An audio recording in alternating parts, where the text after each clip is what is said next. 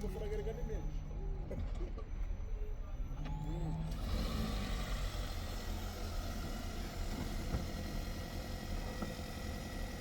guys, we're going to none.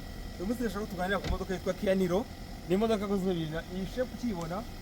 Ni imodoka yakozwe 2016 kugera 2017. Ni imodoka iva muri Korea, ikoresha essence n'amashanyarazi. Ni hybrid. Ndashaka kubigira kamwe imbere mukareba option zayo, mukareba ko imeze.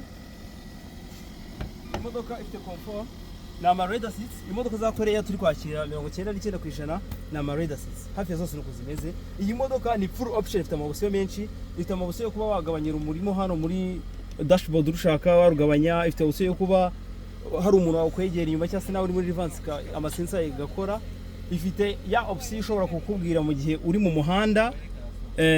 Iyi option wayisetinze on ntabwo yarenga icyapa umukono wawe ngo ijye mu mukono w'abantu. Igezeyo irawoninga. Ifite amabusyo menshi cyane.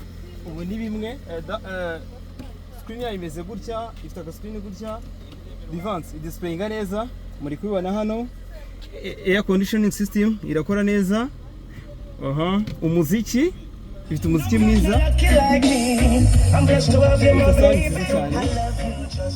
Itasanzwe cyane. Dukomeje reka mbereke engine size yayo.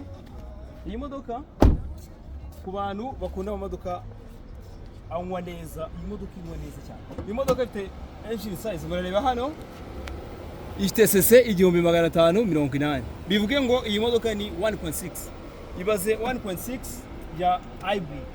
Izi modoka za hybrid iri kugenda buhoro mu muhanda uri kuri speed ya munsi ya 40 ibigenda ku mashanyarazi.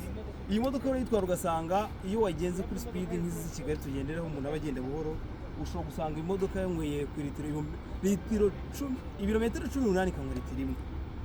Ni imodoka inywa neza mu modoka tugira benshi mu Rwanda ya hybrid. Umuntu wese utwara Kia Niro azabikubwira ko ari imodoka inywa neza. Hano ibiri muri hano, iyi ni moteri yayo bisanzwe. Iyi ni inverter. Iyi niyo ifata ya mashanyarazi ko bateri zayo zibamo inyuma, bateri za hybrid system. Iyi ni inverter ifata wa muriro ikawuhindura umuriro uri mekanike imodoka ibasha gukoresha.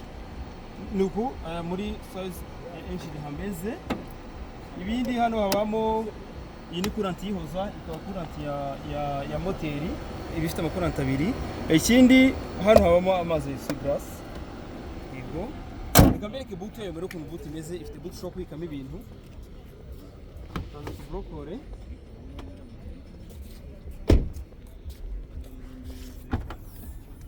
Boot y'imodoka nuko imeze. Ni boot itari ntoya, yisanzuye ushobora kubikamo ibintu byawe. Ukeneye gutwara ibintu birengeje uko boot ingana, intebe urazijyanisha. Ni akamodoka keza. Iyi modoka turifite muri Dubai Port, dufite amakara atandukanye, tugira aya makara, tugira ama brefonsi, tugira umweru, tugira umukara full, bitewe n'imodoka mwareba hano. Ayose ni amabara agiye atandukanye. Ushobora no kuzuka ndashaka imodoka ifite rim nziza nk'irari iri rim, ushobora kuyikunda cyangwa kurenza iyi, biterwa na rim wakunze yariyo. Ni karibu Dubai Port, turi kuba promotion, ntabwo turi guhenda uyu munsi $19,000 kujya kuri $20,000. Iyo range imodoka turuziba hano 2013 kugera 2014. Murakoze cyane, ibihe byiza.